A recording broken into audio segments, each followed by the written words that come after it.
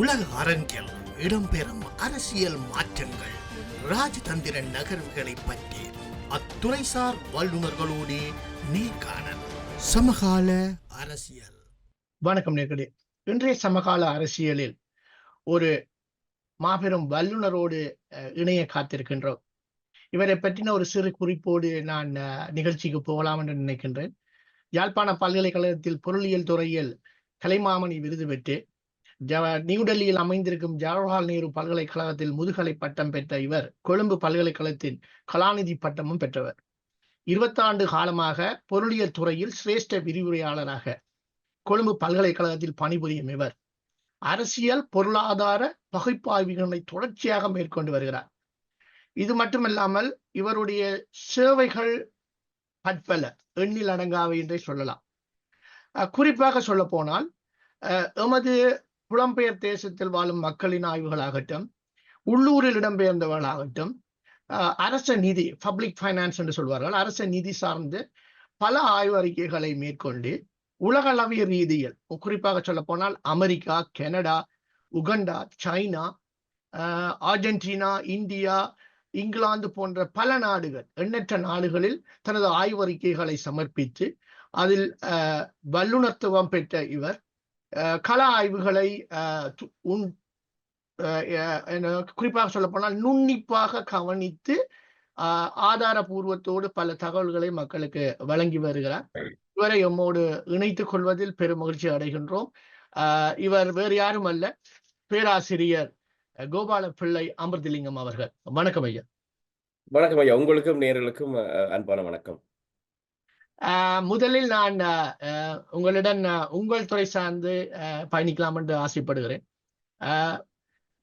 தற்சமயம் இலங்கையில் ஏற்பட்டுள்ள அரசியல் மாற்றம், அதற்கு முந்தைய காலத்திலிருந்து பல அரசியல்கள் மாற்றங்கள் நிகழ்ந்திருக்கின்றன. ஆனால் குறிப்பாக சொல்ல போனால் தற்சமயம் இப்பொழுது என்பிபி அரசாங்கம் பதவி அமர்ந்த பின் இலங்கையின் பொருளாதார நிலை எவ்வாறு இருக்கிறது?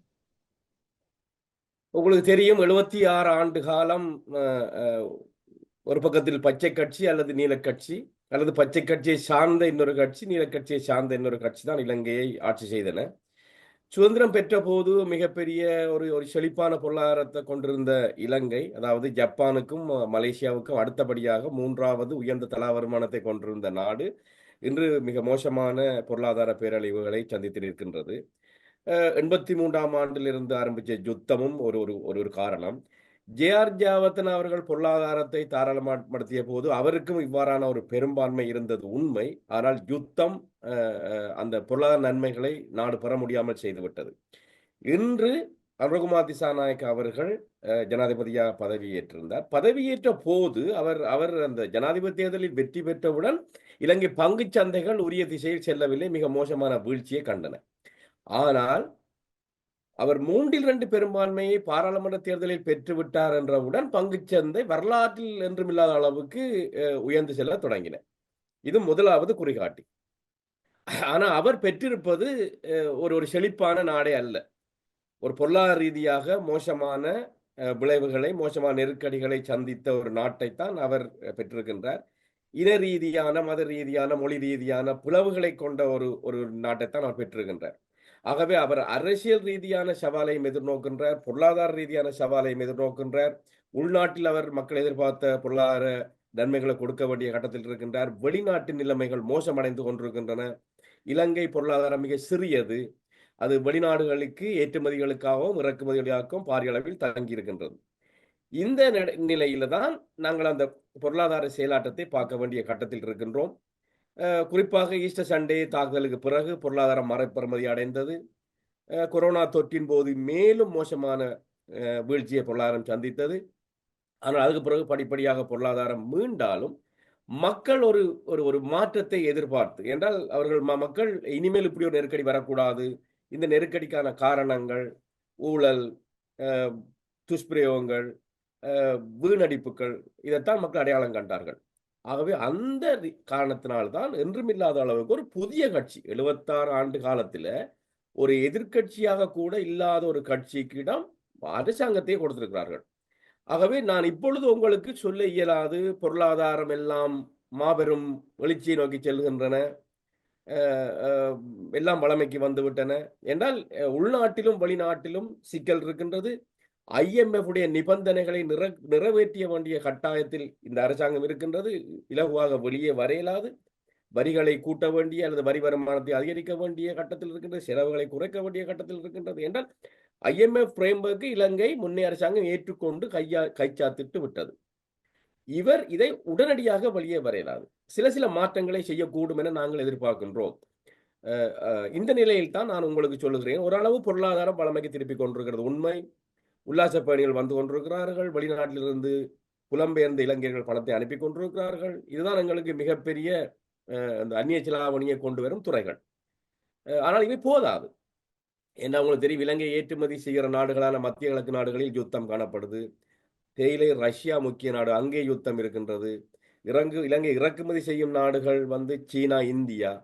ஆகவே அமெரிக்கா, மேற்கு நாடுகள் தான் இலங்கை நாடுகளை ஏற்றுமதி செய்கின்றது. ஆகவே இந்த இலங்கை ஏற்றுமதி செய்யும் நாடுகளில் பாரிய பிரச்சனை நிலவுகின்றது. இது எல்லாம் வச்சு தான் நாங்கள் பார்க்க வேண்டும். ஆகவே நான் உங்கள் கேள்விக்கு அந்த ஆட்சி மாற்றத்துடன் எல்லாமே வளமைக்கு திரும்பி விட்டன, மிகப்பெரிய செழிப்பை நோக்கி இலங்கை பொருளாதாரம் செல்கின்றது என்றெல்லாம் சொல்ல முடியாத கட்டத்தில் இருக்கின்றேன். இல்லை, நான் உங்களிடம் கேட்க வந்தது மேலோட்டமாகத்தான். இலங்கை பொருளாதாரம் வளர்ச்சி அடைந்த பாதைக்கு நோக்கி நகர்கிறதா என்றுதான் என்னுடைய கருத்தாக இருந்தது. இருந்த போதிலும் நீங்கள் தொட்டுவிட்ட பகுதியை நான் மீண்டும் தொட விரும்புகிறேன். என்னென்றால், பொருளாதார வளர்ச்சி என்பது அதாவது வர்த்தக போர் இப்பொழுது அமெரிக்கா தொடுத்திருக்கிறது சகல நாடுகளோடும். குறிப்பாக அமெரிக்காவால் தொடுக்கப்பட்டது கனடாவாகட்டும், உக்ரைன் ஆகட்டும், சைனாவாகட்டும், இந்தியாவாகட்டும்.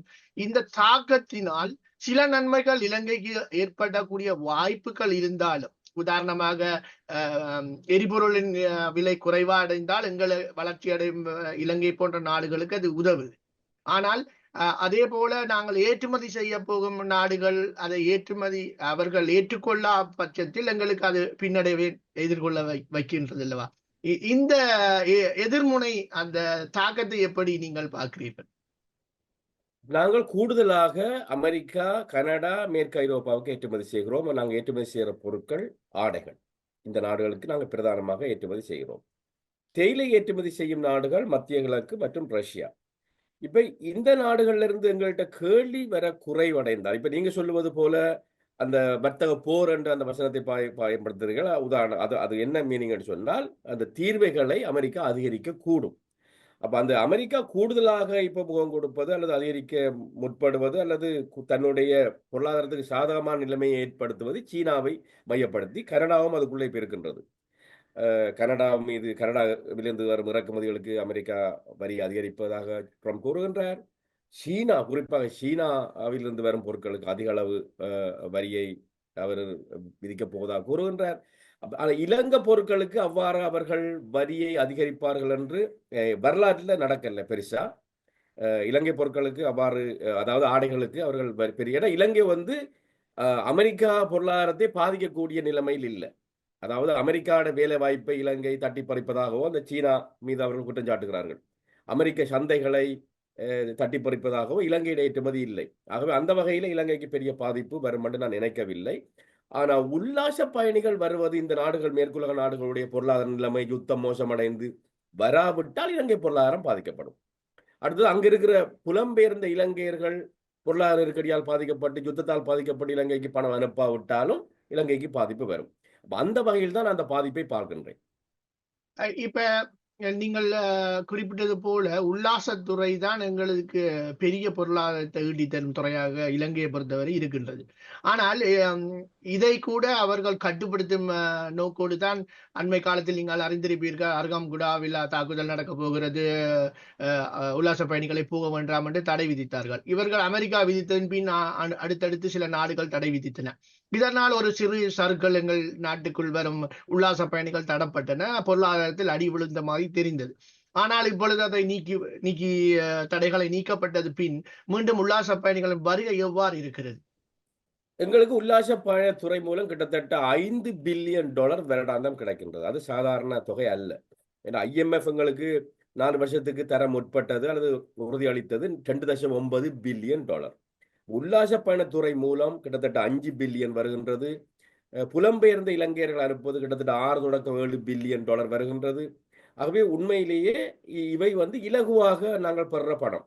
இலங்கை பெரிய அளவு சிரமப்படாமல் இயல்பாக இலகுவாக கிடைக்கக்கூடிய வருமானம். நீங்க சொல்லுவது உண்மை. ராஜதந்திரத்தில் சொல்லுவார்கள், you have to read between line and.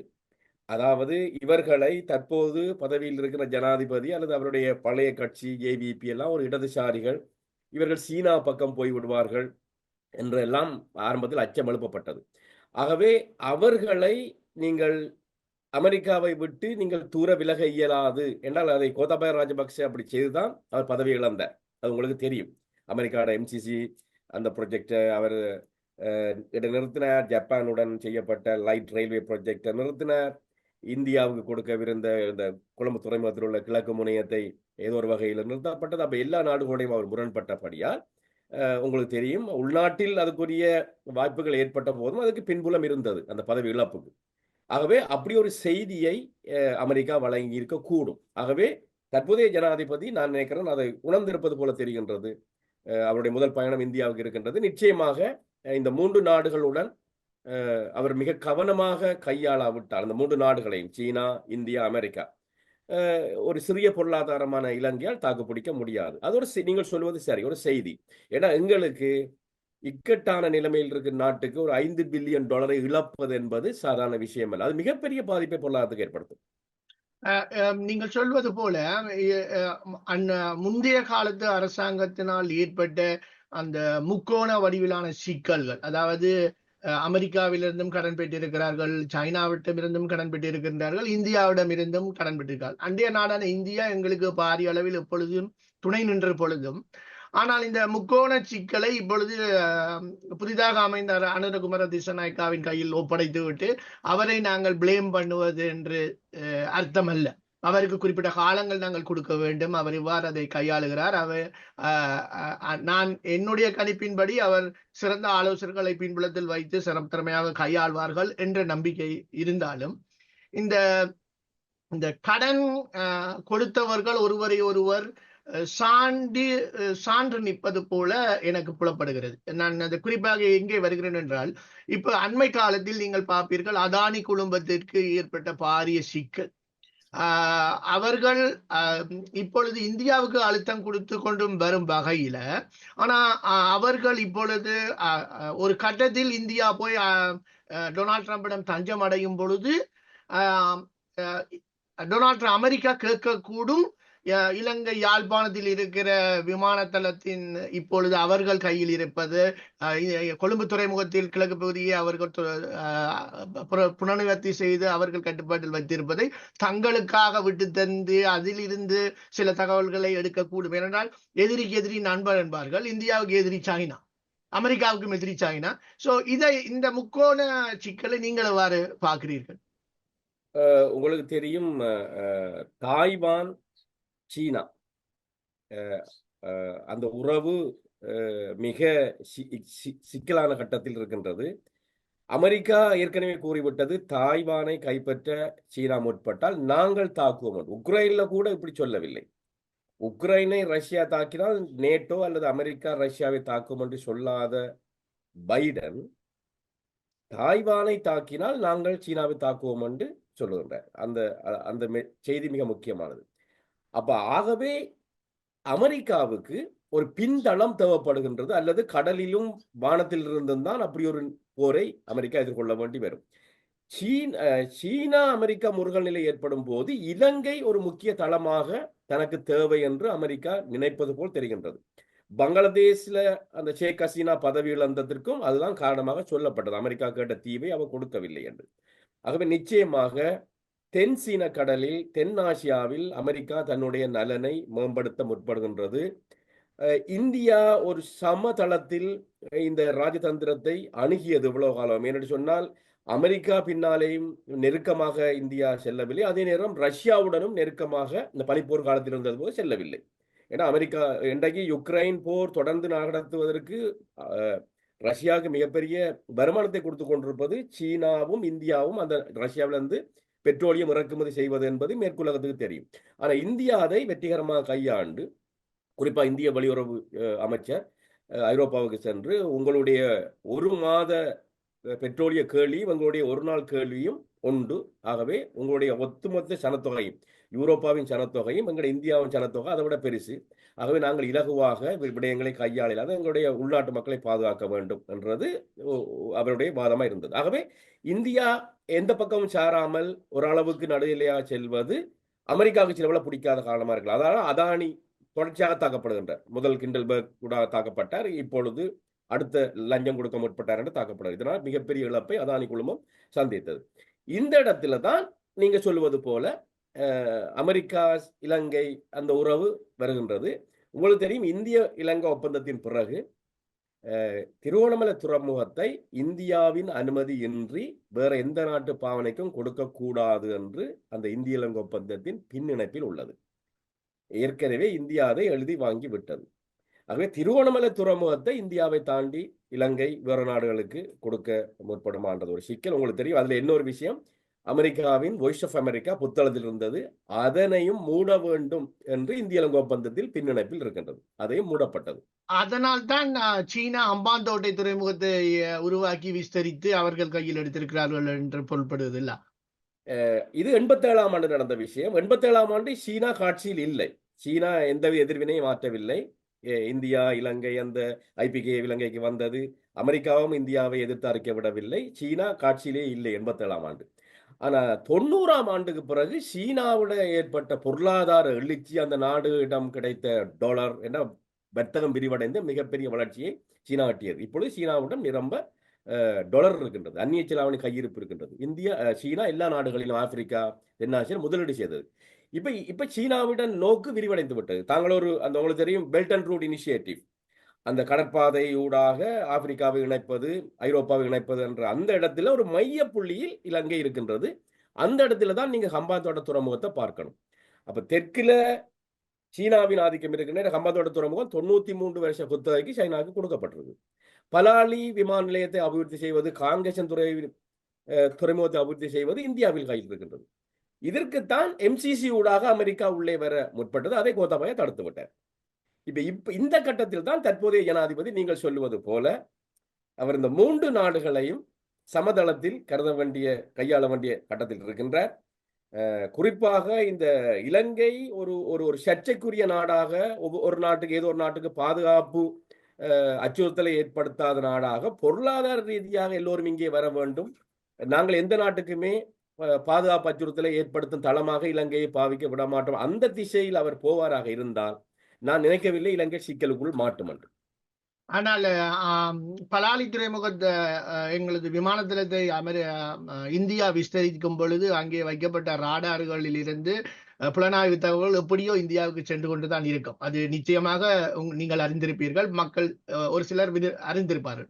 ஆனால் இந்த சந்தர்ப்பத்தில் இதற்கு வலுவூட்டும் வகையில் தான் இந்தியாவுக்கும் இலங்கைக்குமான கப்பல் சேவையை உடனடியாக ஆரம்பித்தார்கள் என்று பல புலனாய்வு அரசியல் தகவல் ஆய்வாளர்கள் சொல்லுகிறார்கள்.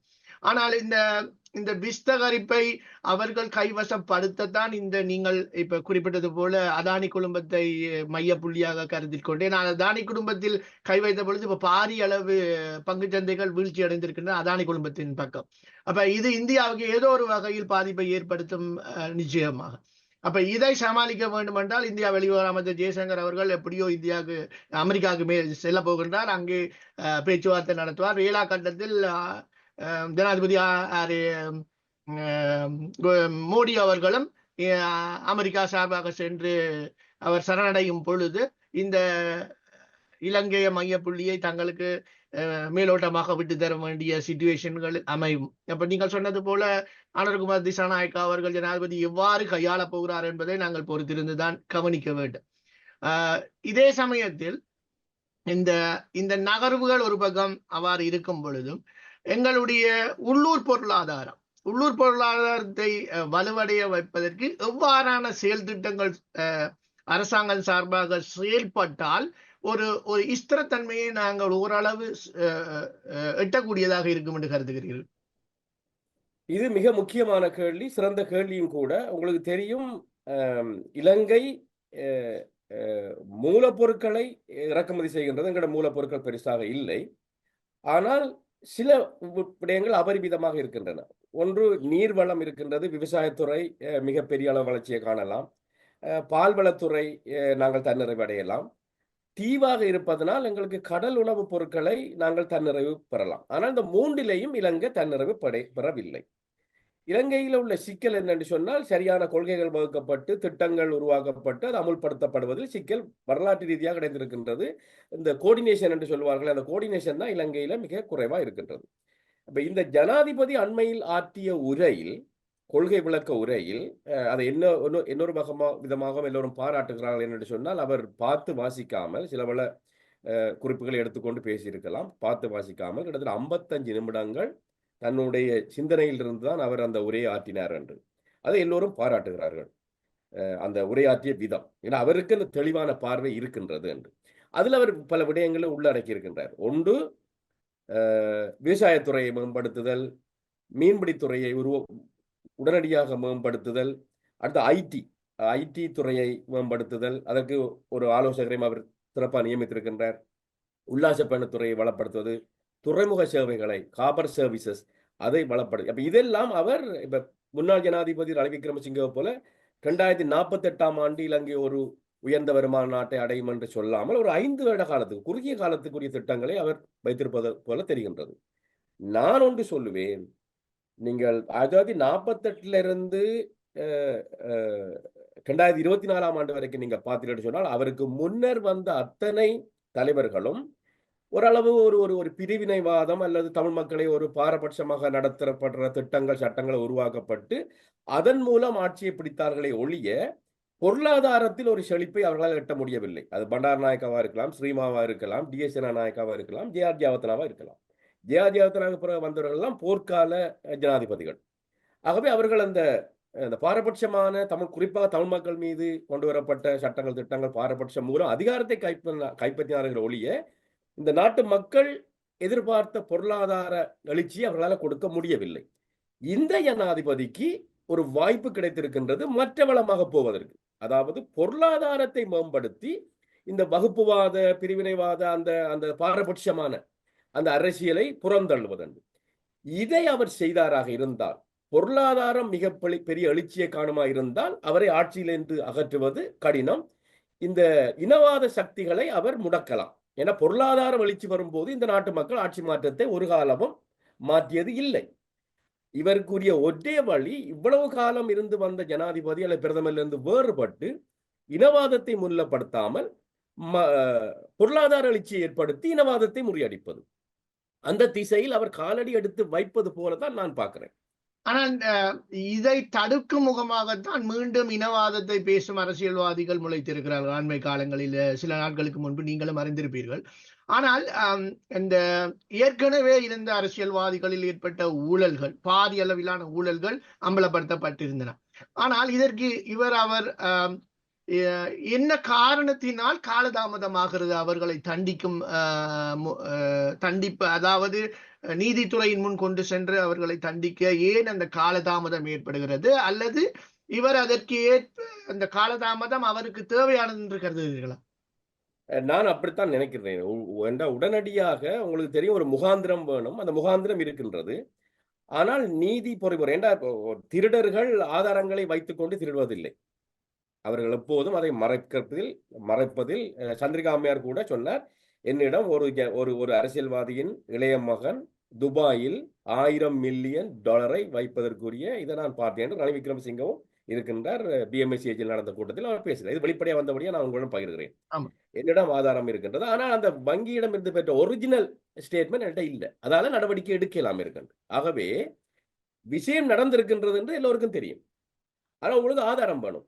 அப்ப நீங்கள் அப்படி இல்லாமல் கைது செய்தால், ஆதாரங்கள் இல்லாமல் முகாந்திரத்தின் அடிப்படையில் கைது செய்து அவர்கள் வெளியே வந்து விட்டால் அது மிகப்பெரிய பிரச்சனையா போய்விடும். ஆகவே நாங்கள் வெறுமனே ஒன்றும் நடக்கவில்லை, ஒரு 76 ஆண்டு கால பிரச்சனையை அவர் ஒரு 2 கிழமைக்குள்ள தீர்க்கணும் என்று எதிர்பார்ப்பதும் உண்மையான பொறுத்தல பிழையான வேலை. ஆனா நீங்கள் சொல்லுவது போல ஒரு வருஷத்துக்குள்ள நடவடிக்கை எடுக்கவில்லை என்று சொன்னால், நீங்கள் அல்லது சாதாரண மக்கள் எதிர்பார்க்கிற விடயம் இவர்களும் செய்ய போவதில்லை என்ற கருத்தா உருவாக போகின்றது. ஆகவே இந்த 3/2 பெரும்பான்மையை வைத்துக் கொண்டு அவர் சில விசேட நீதிமன்றங்களை நிறுவி விரைவாக இந்த நடவடிக்கைகளை அல்லது கைது நடவடிக்கைகள் விசாரணை கைது நடவடிக்கை மட்டும் போதாது. கைது என்பது முதற்படி. குற்றம் நிரூபிக்கப்பட்டு தண்டிக்கப்பட வேண்டும். ஆகவே படிப்படையா அப்ப இப்பொழுது இது இப்பதான் ஆட்சி மாற்றம் வந்திருக்கின்றது. அவர் செய்ய வேண்டிய முறையும் நிறைய விஷயம் பொருளாதார ரீதியா இருக்கின்றது. இப்ப மக்கள் எதிர்பார்க்கிறார்கள். அது அடுத்த கட்டம். இப்பொழுது நீங்க பொருளாதார இதெல்லாம் விட்டு வேலை வாய்ப்புகளை உருவாக்காமல் சிலர் வரி குறைப்பு எதிர்பார்க்கிறார்கள், தங்களுக்கு சம்பள அதிகரிப்பு எதிர்பார்க்கிறார்கள். அரசு ஊழியர்கள் வரலாற்றில் இல்லாத அளவுக்கு அரசு ஊழியர்கள் இவருக்கு ஆதரவு கொடுத்திருக்கிறார்கள். முன்னே அரசாங்கம் சம்பள அதிகரிப்பு தருகிறோம் என்று சொன்னதையும் நிராகரித்து இவருக்கு கொடுத்திருக்கிறார்கள். அப்ப இதெல்லாம் விட்டு நீங்கள் இந்த கைதுக்கு பின்னால போய் அவர்களுடைய ஆதரவாளர்கள் ஆர்ப்பாட்டம் செய்து நாட்டில் குழப்பம் பெருமா இருந்தால் அது சிக்கலை கொடுக்கக்கூடும் அவருக்கு. ஆகவே அவருடைய கணிப்பின்படி சில வேளை அவங்க அப்படி தந்திரோபாயத்தை வைத்திருக்கலாம். கைது நடக்கும் போது தெளிவான ஆதாரங்களுடன் கைது நடக்கும் போது நாட்டு மக்கள் அமைதியாக இருக்க வேண்டும்.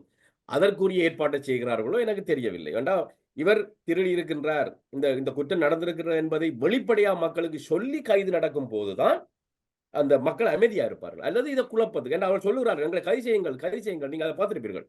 எங்களை கைது அரசியலாக்க அவர் முற்படுகிறார்கள். ஆகவே இனவாதிகள் அந்த ஆமை தலையை உள்ளே எடுத்திருப்பது போல இருக்கிறார்கள். அவர்கள் எந்த நேரமும் தலையை நீட்டுவார்கள். ஆகவே அதுக்குரிய அந்த இடத்தை அவர் கொடுக்க கூடாது என்று நினைப்பதோ தெரியவில்லை. நான் அவர்கள் சார்பாக நான் பேச முடியவில்லை. ஆனால் என்ன பொறுத்தளவில் பொருளாதார ரீதியா மக்கள் எதிர்பார்க்கிற நன்மைகளை அவர் உடனடியாக கொடுக்க வேண்டிய கட்டத்தில் இருக்கின்றார். அடுத்த திறந்தா அவர் கிளீன் ஸ்ரீலங்கான்றதை பேசுகிறார். கிளீன் ஸ்ரீலங்கா, இலங்கையை தூய்மைப்படுத்துவது, அது சுற்றாடல் அல்ல, அந்த ஆட்சி செயல்முறையை. ஆகவே அவர் ஒரு கிழமை 2 கிழமைக்குள்ளே செய்யவில்லை என்பதும் ஒரு வாதம். நாங்கள் அப்படி பேசுவது சரியில்லை. அதே நேரம் ஒரு வருஷத்துக்குள்ளே செய்யாவிட்டாலும் நிச்சயமாக அந்த விமர்சனங்களை அவர் எதிர்கொள்ளத்தான் வேணும், அவருடைய அரசாங்கம் எதிர்கொள்ளத்தான் வேண்டும். இல்லை, நீங்கள் குறிப்பிட்டது போல அதாவது பொதுமக்களின் வாழ்வாதார ஸ்திரத்தன்மையை அவர் முழு மூச்சாக கையில் எடுத்திருக்கிறார். அது இப்ப எங்களால் உணர முடிகிறது.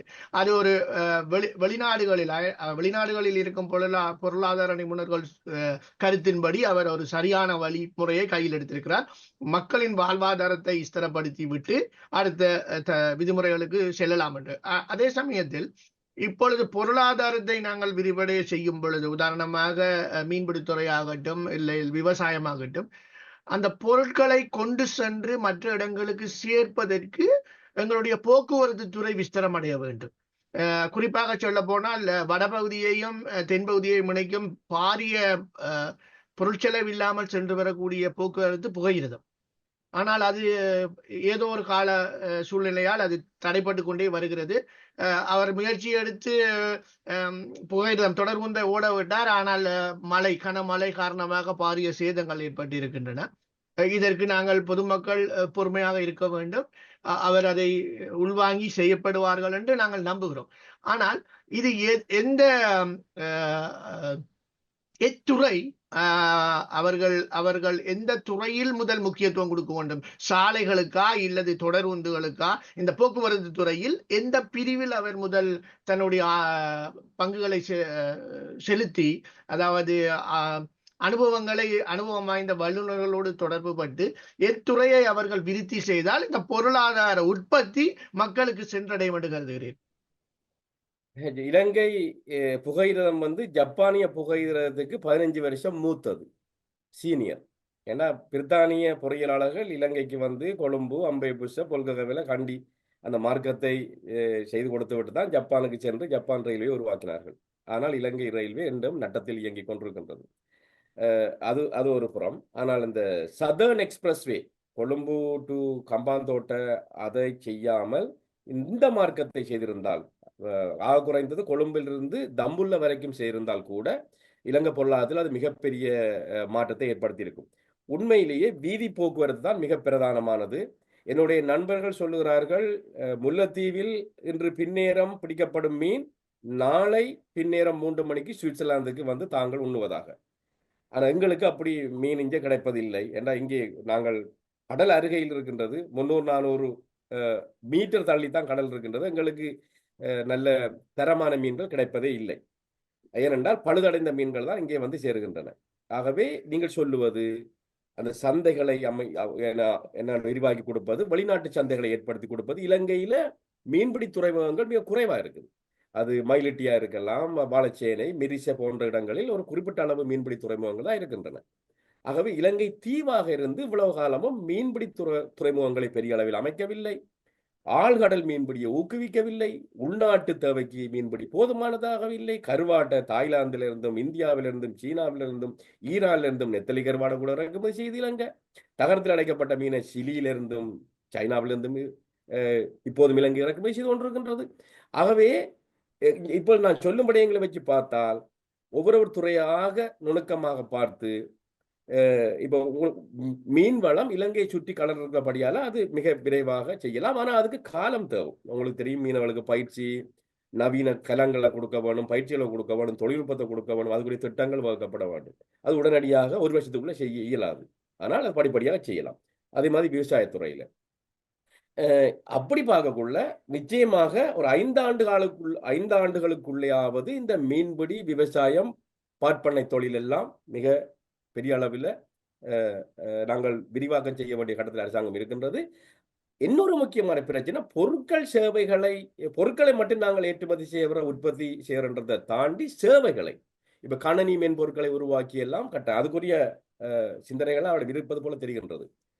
இந்தியாவுடன் சேர்ந்து இணைந்து செயற்பட வேண்டிய கட்டத்திலும் இலங்கை இருக்கின்றது அந்த கணனி துறையில. ஆகவே கணனித்துறையை ஏற்றுமதி செய்ய வேண்டும். நீங்கள் பொருட்கள் சேவைகளை ஏற்றுமதி செய்யாவிட்டால் மக்களை ஏற்றுமதி செய்ய வேண்டி வரும். ஏன்னா இலங்கையிலிருந்து இன்று நாங்கள் மக்களை தான் ஏற்றுமதி செய்கிறோம். அது நிறுத்தப்பட வேண்டும். பொருட்கள் சேவைகளை தான் ஏற்றுமதி செய்ய வேண்டும். ஆகவே இந்த விஷயங்களை சரியாக அடையாளம் கண்டு நிதி ஒதுக்கீடு செய்யப்பட்டு ஒவ்வொரு வரவு செலவு திட்டத்திலும் குறிப்பிட்டு விட்டு அடுத்த வருஷத்துல ஒன்றும் செய்யாமல் இருப்பது முறையல்ல. அப்படி நடந்திருக்குது. அப்ப கொள்கைகளை அறிவித்து உருவாக்கி அதை திட்டங்களாக மாற்றி அமுல்படுத்த வேண்டும், கண்காணிக்க வேண்டும். அந்த விடயங்கள் தான் இலங்கையில பலவீனமா இருக்குது. ஆகவே நீங்கள் சொல்லுவது போல விவசாயத்துறை, மீன்பிடித்துறை, மற்றது முக்கியமாக நாங்கள் சேவைகளை ஏற்றுமதி செய்ய வேண்டிய கட்டத்தில் இருக்கிறோம். புதிய சந்தைகளை, இப்ப அமெரிக்கா, கனடா, மேற்கு ஐரோப்பான்றதை விட இந்தியா, சீனாவிலிருந்து இலங்கை இறக்குமதி செய்கின்றது. ஆனால் சீனாவுக்கு நாங்கள் ஏற்றுமதி செய்வதே இல்லை. அப்ப கிட்டத்தட்ட 280 கோடி மக்கள் இந்த 2 நாட்டிலையும் இருக்கிறார்கள். ஆகவே இப்ப இந்தியாவுக்கு நாங்கள் 6 வீதமான ஏற்றுமதியை செய்கிறோம். இறக்குமதி ஒரு 24% இந்தியாவிலிருந்து வருகின்றது, 25% சீனாவிலிருந்து வருகின்றது. ஆனால் சீனாவுக்கு நாங்கள் ஏற்றுமதி செய்வதே இல்லை, பெருசா இல்லை. ஆகவே சந்தைகளை பன்முகப்படுத்த வேண்டும், ஏற்றுமதிகளை பன்முகப்படுத்த வேண்டும். இதை பல நாடுகள் செய்து காட்டி இருக்கின்றன. ஆனால் இலங்கை அதில் தடுமாறிக்கொண்டே இருந்தது 76 ஆண்டுகளாக. அதான் இங்க பிரச்சனையா இருக்குது. நல்லது. இவ்வளவு நேரமும் எங்களுக்கு சுவாரஸ்யமான பல விஷயங்களை எங்களோடு பகிர்ந்திருக்கிறீர்கள். மேலும் எமது இலங்கை பொருளாதாரத்தை பற்றி இன்னொரு முறை உங்களோடு விரிவாக பேசலாம் என்று கருதுகிறோம். அது ஒரு தனி அலையாக எடுத்து செல்ல விரும்புகிறேன். அதனால் இன்று இதை நான் இப்போது நிறைவு செய்கிறேன். மேலும் உங்களுடைய பல வேலைப்பளுகளுக்கு மத்தியில் நம்மோடு இணைந்து எமக்கு நேர்களோடு பகிர்ந்து கொண்ட இவ்வளவு தகவல்களுக்கு மர்மாந்த நன்றிகள். ரூபம் டிவி சார்பாகவும் எனது சார்பாகவும் உங்களுக்கு அன்பான வாழ்த்துக்களும் நன்றிகளும். வணக்கம். உங்களுக்கும் ரூபம் டிவி நேயர்களுக்கும் என்னுடைய அன்பான வணக்கம். நன்றி.